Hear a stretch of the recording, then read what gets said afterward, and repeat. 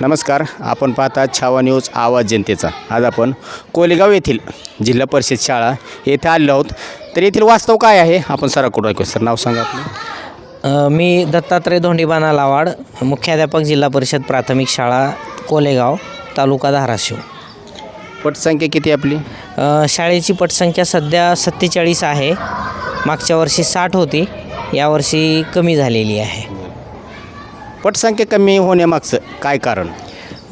त्याची कारणं मी नवीन असल्यामुळं मलाही समजली नाहीत, पण एक असू शकते की इंग्रजी शाळांकडे ओढा पालकांचा, आणि ज्या प्रायव्हेट शाळा खूप भरमसाठ फी घेऊन शिक्षण देतात, जास्त पैसा दिला म्हणजे जास्त चांगलं शिक्षण मिळतं असं पालकांचा एक समज आहे असं वाटतंय मला। त्यामुळे जनतेचा कौल जास्त तिकडं आहे का? हां, इंग्रजी शाळांकडे आणि शहरी शाळांकडे जनतेचा कौल आहे। आपल्या बऱ्याचशा शाळेवरती पत्रे आहेत, हो तर पावसामध्ये गळतं का? हो, काही वर्गांमध्ये गळती आहे, किचन रूमचं बी गळती आहे पत्रा चिरलेला असल्यामुळे, आणि वरून झाडाची पानं पडतात, ते आम्ही वेळोवेळी साफ करतो आहे, परंतु त्या पानांमुळं पत्रे कुजून आणि त्यांना ते छिद्र पडल्यामुळं बी गळतात। आम्ही पाहिलं की तुमच्यातला खाऊ हा चुलीवर शिजवला जातो आणि ते नेमकं चुलीच्या वरतीच पत्रा चिरलेला आहे आणि तिथून पाणी गळते, तर गॅसवर का शिजवत नाही? गॅसची आम्ही काय केलेलं आहे, सध्या टाकी संपलेली आहे, त्याच्यामुळं गॅस संपल्यामुळं सध्या आम्ही चुलीवरच बनवतो, आणि अडीअडचणीला ज्यावेळी गॅसची अडचण असते त्यावेळी आम्ही चुलीवर शिजवतो। ॲक्वा आहे आपल्याकडे? ॲक्वा नाही आहे शाळेमध्ये, आम्ही मुलांना बोरचं पाणी आणि हापशाचं पाणी पिण्यासाठी वापरतो। आणि CCTV? CCTVचा प्रस्ताव आम्ही ग्रामपंचायतकडे दिलेला आहे, लवकरच ते बसवून देतो म्हणलेले आहेत। बसून देतो म्हटले? हो हो।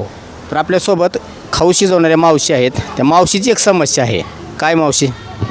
आम्ही महानंदा औदुंबर वाघमोडे, मग आम्ही दोघं आहो मालक आणि मी, मग 5,000 महिन्या पडते आम्हाला दोघाला, 2,500 आम्ही भागवायचं कसं ह्याच्यात?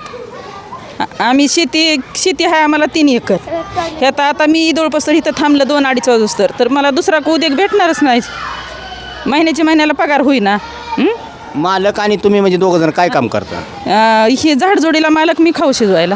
अच्छा, मालक झाडजोडीसाठी काय? हां, झाड मालकांना पगार किती? 2.5 महिन्याला, त्यांना पण 2.5? त्यांना पण 2.5, मला पण 2.5। किती वर्षापासून आहे तुम्ही इथं कामाला? म्हणजे 30-35 वर्ष झालं। 35 वर्ष झालं? आमची आजी सासू करीत होती। अच्छा, म्हणजे तुमचे सासूबाई अगोदर करायचे? सासूबाई करीत होते, सासूबाईच्या जागेवर मी लागले, पुन्हा मालक लागलं। तर तुमची किती अपेक्षा आहे पगारीची? आमची पगाराची दोघा लोक 5-5 तरी पडावं महिन्याला। हां, तर पहा, आता सध्याच्याला आपण पाहतो की शेतामध्ये महिला ज्या काम करतात तर त्यांना 400-500 रुपये हाजरी पडते, परंतु हे जे कुटुंब काम करतं, दोघं नवरा बायको, यांचे मिस्टर झाडझुडीचं काम करतात शाळेमध्ये आणि ह्या खाऊ शिजवायचं काम करतात, तर यांची मागणी अशी आहे की बाबा कमीत कमी दोघांना 5-5 हजार रुपये तरी मिळावा। आणि याच्यामध्ये आपण पाहिलं की 2 शाळा गळत आहेत आणि पिण्याच्या पाण्याची सोय अशा फक्त याच शाळेची नाही बरं का, तर आपण बऱ्याचशा शाळांना भेटी दिल्या याच्या अगोदर, ते खूप ठिकाणी अशी समस्या आहे की टॉयलेटची सुविधा नाही, पिण्याच्या पाण्याची सुविधा नाही, खाऊची सुविधा नाही। आता खाऊमध्ये काय होतं, हे शिक्षक लोक काय ह्यांच्या घरी बनवत नाहीत खाऊ, हा जो शासनाचा खाऊ येणार आहे त्या खाऊमध्ये काय होतं आहे की ज्यावेळेस आळ्या निघतात काहीमध्ये, जो सोयाबीनचा सांडगा आहे त्याच्यामध्ये आळी निघतात। मावशी, तुमच्याकडे वाटाण्यामध्ये तुम्ही काहीतरी हे होते म्हटले? सुराखा पडते, वाटा सुराखा पडते, हरभऱ्याला सुराखा पडते, तर मटकीला सुराख पडते, फक्त राहतीच डाळ तेवढी चांगली। तर पहा, हे आहे वास्तव। जर तुम्हाला शासनाला जर द्यायचंच आहे लहान मुलांसाठी, आपण काय म्हणतो की हे देशाचं भविष्य आहे, एकतर आपल्या महाराष्ट्रामध्ये भारतामध्ये 92,000 शाळा बंद पडल्यात, त्याच्यानंतर 1,00,000 शाळा अशा आहेत की त्या शाळेमध्ये फक्त एकच शिक्षक आहे।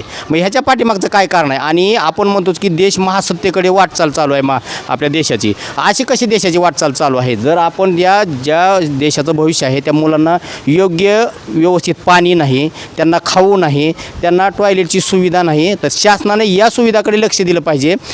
त्यामुळे काय होईल की जिल्हा परिषदेच्या शाळा बंद पडत आहेत त्या व्यवस्थित चालतील। धन्यवाद।